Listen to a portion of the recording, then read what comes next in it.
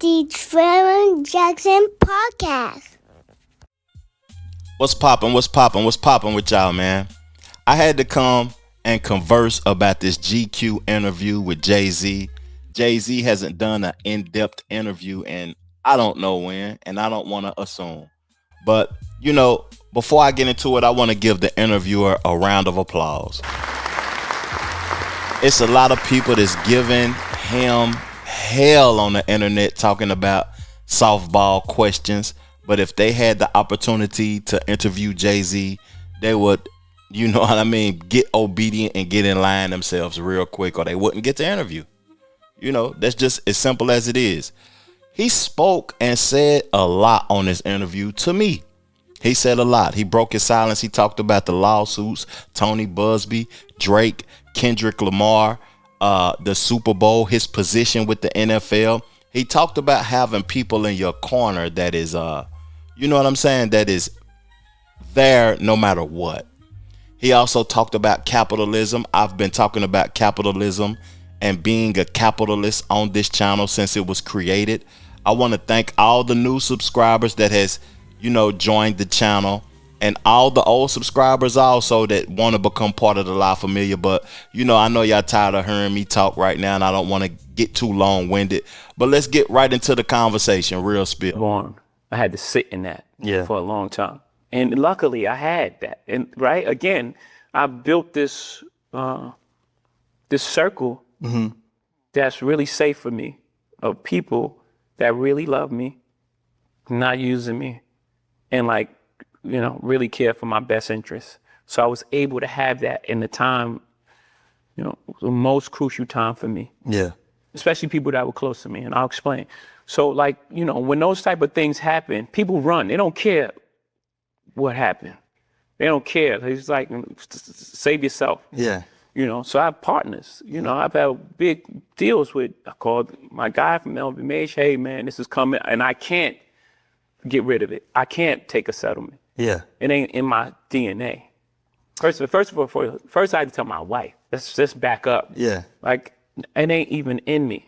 I know what this is the weight that this is gonna bring on our family. I can't do it. The makeup, I would die. It would have been cheaper, yes. Cheaper, quicker, move on with your life. It was like a testament, because people know me. Like, I know who you are, and that's impossible. And not only we standing by you, but what do you need? You know, I've been seeing people react to this. It hasn't even been out 24 hours, but I've seen like 3 or 4 reactions. I listened to it a multitude of times because on my channel, you know, I react to hip hop conversations, hip hop music. I'm engulfed in hip hop. I've recently released the EP and got an album on the way, and we're going to promote that at the end of this also. But, you know, in your time of need, how often do people run? I just want to pose that question and that thought and leave that thought in your mind frame. How often do people run away in your time of need? Who can you really depend on and trust in your time of need? You know, when he spoke about LVMH, it made me think about Kanye West speaking about Bernard Arnault, because we know that is his plug, that is his connection. Bernard Arnault, he is, I think, the 2nd richest man in the world. And Jay-Z is one of his partners with, I think, let me try to be correct in this terminology, with his Ace of Spade. I think him and Bernard Arnault do business with spirits, alcohol. And when the statement was first released, I'm going to read the statement to y'all again.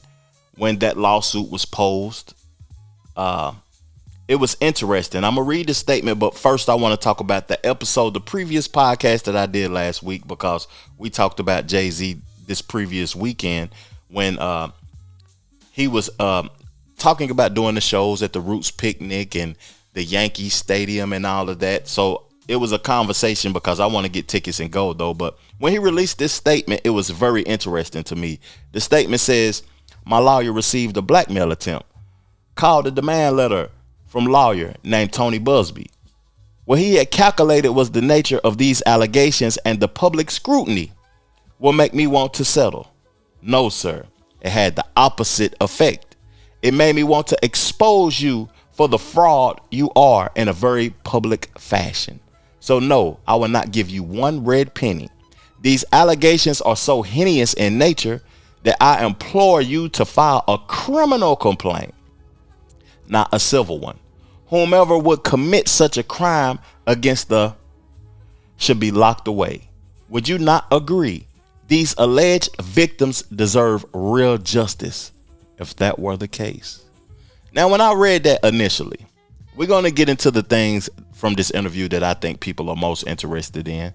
But when I heard that initially and I read that, I said, oh, Hov ain't playing. He didn't have nothing to do with that. That's what I thought initially, immediately when I heard that. He ain't have nothing to do with that. He said you not getting one red cent and make it criminal. Don't make it civil. Don't come for my money. Come for my life.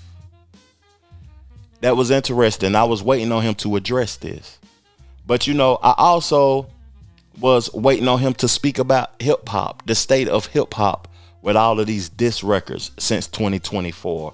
His participation in dissing with Nas and DMX and battling. And I just was interested in hearing him because he's a senior. I don't want to call him a senior citizen, but he's an older individual that we should, you know, if you are a part of the culture, you should want to hear from. Let's get into the conversation. I'm going to have an answer you're not going to like. Okay. Well, I don't know if you're going to like us. That's presumptuous. I think that, look, there was 4 pillars of hip hop. There are 4 pillars of hip hop, right? Yep. There's breakdancing. Yep. And it's graffiti. Yep. There's DJing and battling. Yep.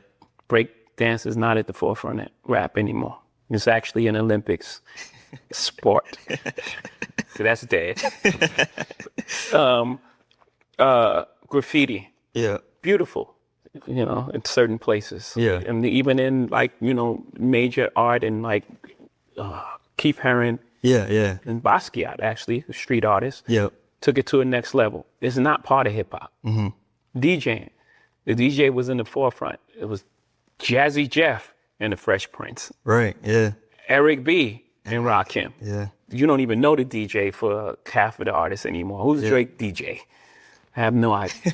Okay. Couldn't tell you off top. That no longer exists. And the last pillar is battling. We love the excitement. And I love the sparring and the music you get. Mm-hmm. But in this day and age, it's so much negative stuff that comes with it that you almost wish it didn't happen. Really? Yeah, because it's almost like it's a final thing. Now people that like Kendrick hate Drake. Yeah. No matter what he makes, no matter what he says, and it goes far too. It's like attack on his character and his thing and it's like, I don't know if I love that. Yeah, yeah. I don't know if it's helpful to our growth. Where the fallout lands, especially on like, you know, on social media, which takes place every day. Yeah. And now you have these pods of cult. The Stan armies fighting. Yeah, and it's like, it's too far. Yeah. It's like bringing people kids in it. Yeah. And it's like, I don't like that. You know, maybe I've grown in a space that is probably, you know, I sound like the old guy wagging the thing. But I think we can achieve the same thing as far as like sparring with music, with collaborations more so than breaking the whole thing. I want to say something about diss records and who I am as an individual before I get to the pillars, because I want y'all to educate me in a way in the comment section below. What's the difference between elements and pillars? Because I thought what he was speaking of was the 4 elements, and I thought it was 5. Have we removed knowledge out of one of the elements of hip hop? Have we removed that? Because he didn't mention that. But I wanna say something. You know, I'm a person that's non-confrontational. It's a lot of individuals who like to compete and compare and battle and, you know, speak about other individuals in a way that is not in favor of them. I'm a non-confrontational person. If you get me to a state that we got to be confrontational, you got to be careful because your life may be in danger. Because I have a low tolerance for ignorance. And with me saying that, I agree that battling is one of the elements that need to be removed. Because if I look at this 50 Cent situation, it has turned into something that happened like with Drake and Kendrick. It's a 20v1. It's 20 niggas against one nigga. And they exposing everything, talking about mamas, talking about kids, talking about lawsuits and legalities. It's beyond lyricism.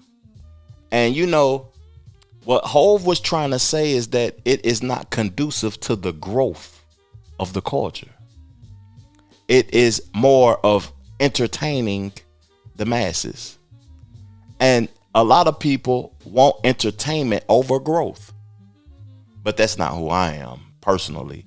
And I want to know y'all thoughts about that. Do y'all want to be entertained over seeing your people evolve, or seeing the culture that you like and that you know what I mean, embrace, evolve? We in a weird space, man. We just in a weird space. Let me play this clip on capitalism. This is the clip that resonated with me because I'm into finances. I'm into growing finances, and you know, I've been studying capitalism and capitalist for a long time. And what's crazy is that I'm drinking a bottle of the Federalist, the people who wrote those papers on. You know, do your research. I think it is when you said that you don't keep the same energy for the DuPonts and the Carnegies. Yeah. So I wanted you to talk a little bit about this idea of like you said earlier, like the things that you do for the culture, the ways that you put on, the ways that you try to protect and move forward, but kind of the pushback that you get sometimes about like people throw capitalists at you in a derogatory sense. Yeah, I think in that verse specifically, the only thing I heard coming up was the American dream until we started being successful. And it was like, wait a minute, you're selling out because you're making money. That was the first thing that was put on musicians. People had this law for the struggling artists. That's a mind game, what we would call back in the day for tricknology. It was like, no, I'm not going for that. Like, no, I make art first. And then I make sure that I'm compensated for my art. I didn't take advantage. I didn't get here by taking advantage of people. I didn't take no one. That's not my reputation. That's not what I do. I didn't get here by taking advantage of people or taking advantage of, you know, the loopholes in the system or some wrinkle in like a capitalist structure. That structure exists, you know, and I just see the world for what it is, not for what I want it to be. I'm a realist, not an ideal. It's not idealistic. People speak about the world how they want to see it. You're never going to win like that.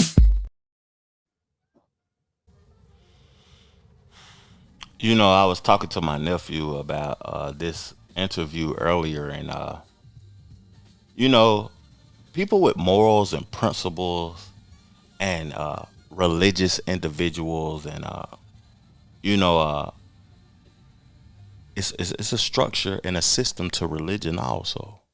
But morals and principles, people want to see the world the way that they want to see it instead of seeing the way that it actually is.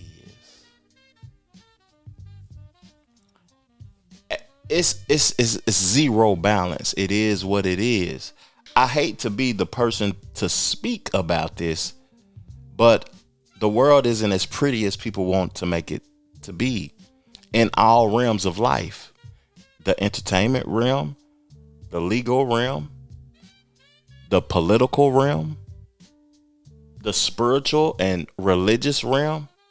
It's a system created that you have to implement yourself in, or you have to die trying to break that system to be morally correct. What are you willing to sacrifice to obtain those finances? Are you willing to contribute to the system? Or are you trying to break the system? That's what that conversation meant to me. And listening to Jay-Z, I got to play it again for everybody to hear it. I just got to play that again. I think it is when you said that you don't keep the same energy for the DuPonts and the Carnegies. Yeah. So I wanted you to talk a little bit about this idea of like you said earlier, like the things that you do for the culture, the ways that you put on, the ways that you try to protect and move forward, but kind of the pushback that you get sometimes about like people throw capitalists at you in a derogatory sense. Yeah, I think in that verse specifically, the only thing I heard coming up was the American dream until we started being successful. And it was like, wait a minute, you're selling out because you're making money. That was the first thing that was put on musicians. People had this law for the struggling artists. That's a mind game, what we would call back in the day for tricknology. It was like, no, I'm not going for that. Like, no, I make art first. And then I make sure that I'm compensated for my art. I didn't take advantage. I didn't get here by taking advantage of people. I didn't take no one. That's not my reputation. That's not what I do. I didn't get here by taking advantage of people or taking advantage of, the loopholes in the system or some wrinkle in like a capitalist structure. That structure exists, and I just see the world for what it is, not for what I want it to be. I'm a realist, not an ideal. It's not idealistic.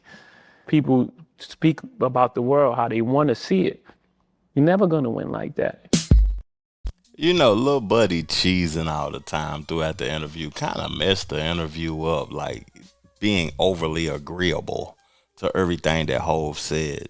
But, I want to pose a question before I get into the next clip that I want to play, where he speaks about J. Cole, because J. Cole is on a run also. He's about to be on a episode with Cameron Talk with Flea.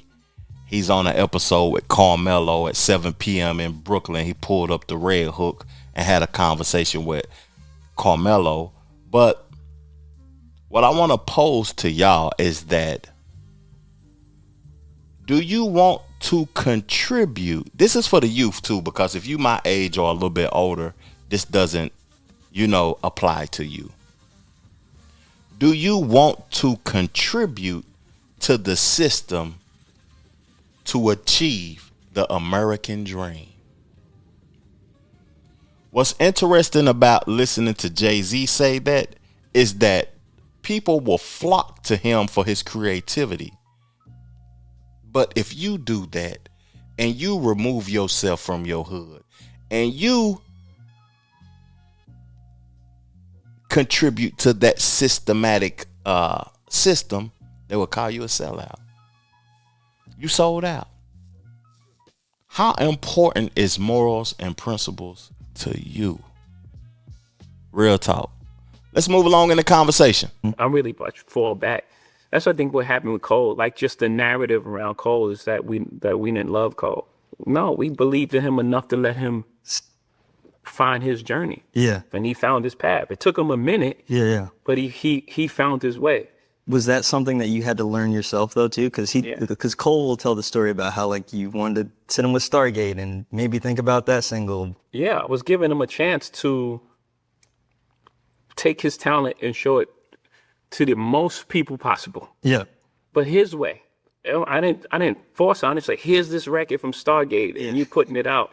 Like I forced Bleak to make Men Bleak. It was like, no. I mean, I think that worked. Bleak, my little brother. He has to listen to me. You know what I mean? But like for J. Cole, he has to find his own direction. Mm-hmm. And I'm going to give him the tools. Yeah. I mean, we made big records with Stargate. They made humongous records on Rihanna and blah, blah, blah. And even, I think they made the Wiz Khalifa Black and Yellow. Yep, yeah. Biggest songs in the world. Yeah. You don't want to go sit with fine. All right. So I'm going to present that, but I'm not going to make them do it. Yeah. What is your relationship with Cole like these days? Obviously, there's things behind the scenes with, like artists and shit like that gets complicated. Yeah. But I think given a chance to prove that you're above board is an opportunity. Word. So I don't have any negative feelings for him. I'm actually super proud of him and what he's done. That's good to hear that he's proud of Cole. It's a couple of artists that I do comparisons to a lot. Wale and J. Cole. And Wale is one of my favorite artists. He makes phenomenal music also, and he was managed by Roc Nation around the time that J. Cole got signed to Roc Nation. He was the first artist on the label. But when I think about Cole and the conversations that was had, it was hard for him to make a hit. It was hard for him to get that hit record. And his first hit record, I really don't even like it because I can tell that he is not being himself. But one thing that I want to say about J. Cole that I appreciate a lot is that majority of his music is him genuinely being who he is. And that's something that I struggled with musically, is because I cannot break myself from who I originally am and become a character. You know, hip hop has become the WWE. 99% of these individuals ain't who they say they are. And it's actually sad, man. Real talk. But something that I can say about J. Cole is that he is not making the record that sounds like everybody else. He's genuinely being himself, and that is rare. That is what makes him stick out from everybody else. And I'm going to play a record at the end of this conversation of mine, and I feel as if that's what makes me rare, me genuinely being who I am. But I'm happy to hear that Jay-Z is proud of J. Cole. Let's play the final clip, man, because this is interesting.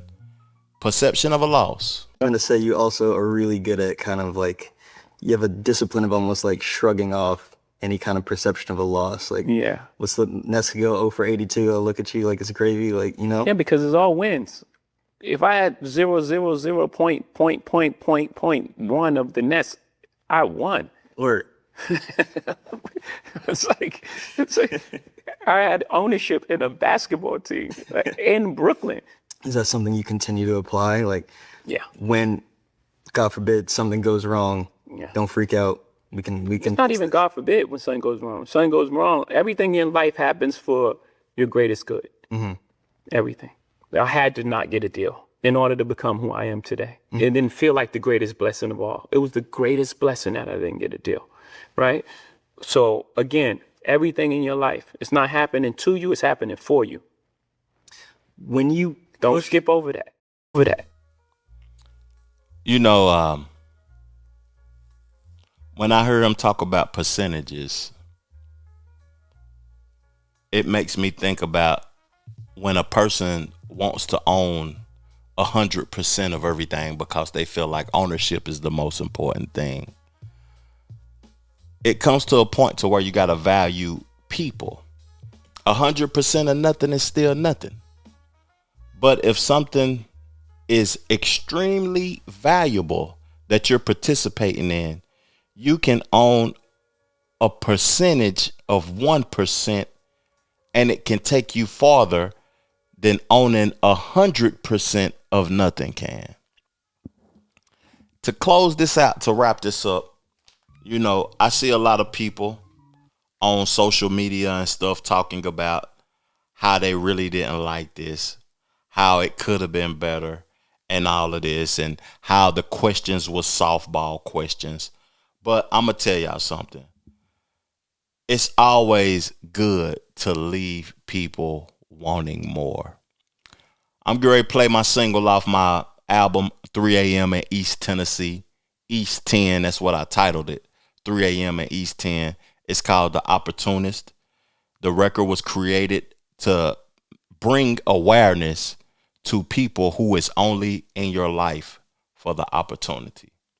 Thank y'all for supporting my show, tapping into my show. Peace, love, plenty abundance. Make sure you go get you some money. And make sure you check out the record also. I'm gone.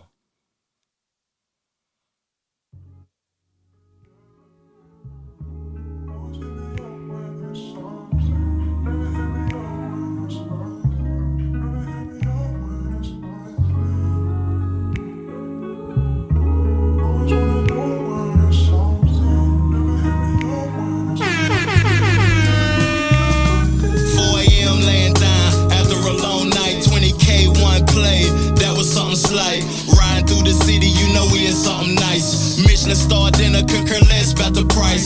Celebrate the wins, celebrate the losses. A player stay cautious, they hate when you ballin'.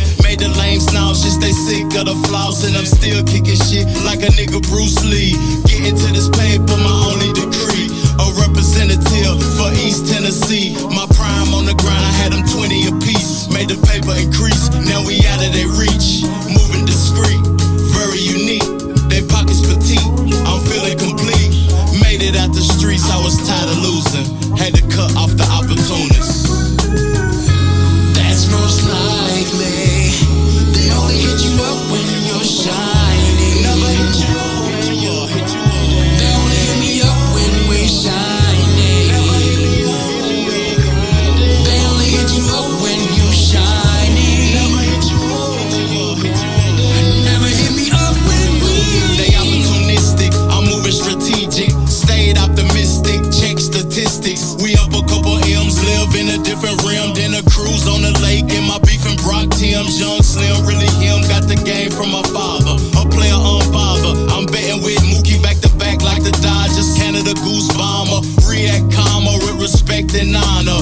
Been about $1 since I was a toddler. Move like a mobster, stepping in Pradas. Stay strapped like one of them niggas for shotters. At the Vineyard and Martha's, I spent a few dollars. Graduated from the streets, known as a scholar. Always kept it real, boy, you know what it is. They around where you win, but start losing again. You can tell who your friends when there's nothing to lend. That's most likely. They only hit you up when you're shining. Never hit you up when you're hit you up. They only hit me up when we're shining. Never hit me up when you're grinding. They only hit you up when you're shining. Never hit you up when you're hit you up. Never hit me up when we. Always hit me up when it's something. Never hit me up when it's nothing. Never hit me up when it's nothing. Always wanna know when it's something. Never hit me up when it's nothing. You never hit me up when it's.